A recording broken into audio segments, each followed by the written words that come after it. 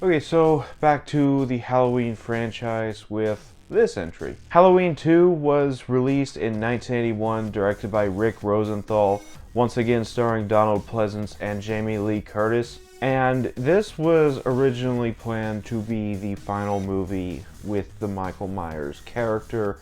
John Carpenter wanted to end that story and eventually spin off the Halloween franchise into more of an anthology horror series, which we will definitely touch on more tomorrow. But today, here is the original final installment of the Michael Myers character. So let's go ahead and jump into it, starting off with the good. And this one is actually really good as well. I feel like it doesn't get as much credit as it probably should. Starting off, easily the best part of this movie is Donald Pleasence once again returning as Dr. Loomis, and I thought he was really great in this movie, just as great, if not a little bit better than he was in the first one as well. But he's still hell-bent on destroying Michael Myers, stopping the evil of Michael Myers. And yeah, he just came across in a very believable manner. Donald Pleasence was just a terrific actor. May he rest in peace. But he absolutely nailed it in every single movie in this series, which once again we'll talk more on later. But I really love how Donald Pleasence plays the character in especially these first two movies. Like I said, would actually probably say he's better in this one than in the first one, because he gets a little bit more to do in this one. And then you have Jamie Lee Curtis as Laurie Strode, who isn't in the movie nearly as much, but she's still really good when she is on screen. She's mainly confined to a hospital bed for most of the movie. Less of this movie than she was in Halloween Kills, but we'll touch on that later. But she does get a little bit more to do in the third act, and I really liked that as well.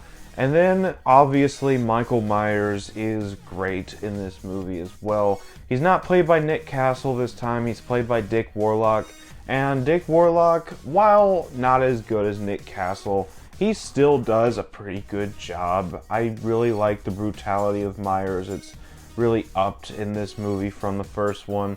Like I said, the first one was very light on the gore and stuff, while this one really leans into the gore and the brutality of Michael Myers and his kills. There's a really cool kill where he boils a nurse to death in a hot tub. That was very gruesome.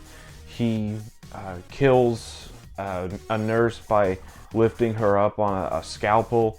That was really fun to see. It was just really brutal. Michael is way more brutal in this movie. He's more pissed off, he's more mean, which seems to be a big theme with a lot of the Michael Myers movies, where it starts off a new continuation and he's more pissed in the second installment of that continuation. But either way, I really love Michael in this movie.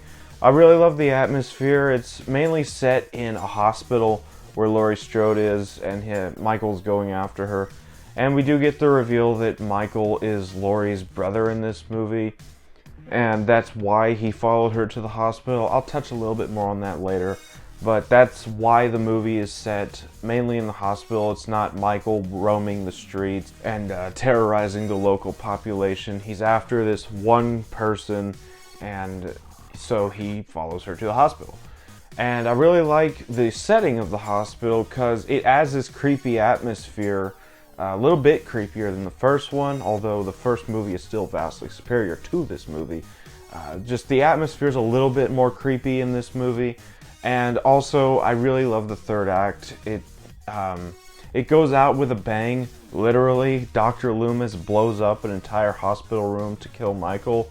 And for a time, Michael was dead. This was the death of Michael Myers and Dr. Loomis. Like I said, John Carpenter wanted to spin off the series into a horror anthology series. But either way, yeah, great suspense, great atmosphere building. And so that's about all for the good. Let's go ahead on to the bad. And there's a couple things in this movie that just don't quite stick the landing for me. I was never a fan of Michael being Laurie's brother. I always thought that was just a weird thing to introduce. I just liked the idea of this masked serial killer going after the next person he sees, and it just kind of takes away from it when they make them siblings. I'm kind of glad they retconned that in the new continuity, but more on that later on down the road in this series. And then I just wasn't a huge fan of the synthesizer remake of the original theme in this movie. I don't know why. It's not terrible. It just didn't quite have the same effect on me as the original theme song did.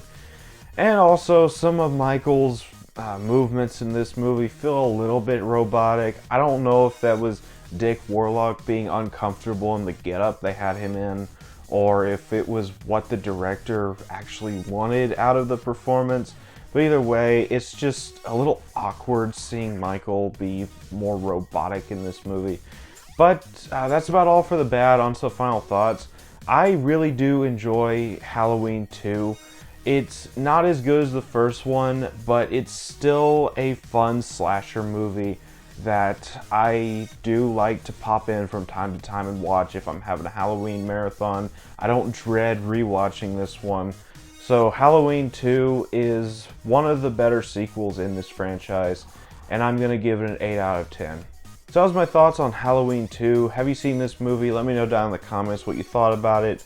As always, if you enjoyed this video, don't forget to like, comment, subscribe, and I'll see you all next video with my review for Halloween 3.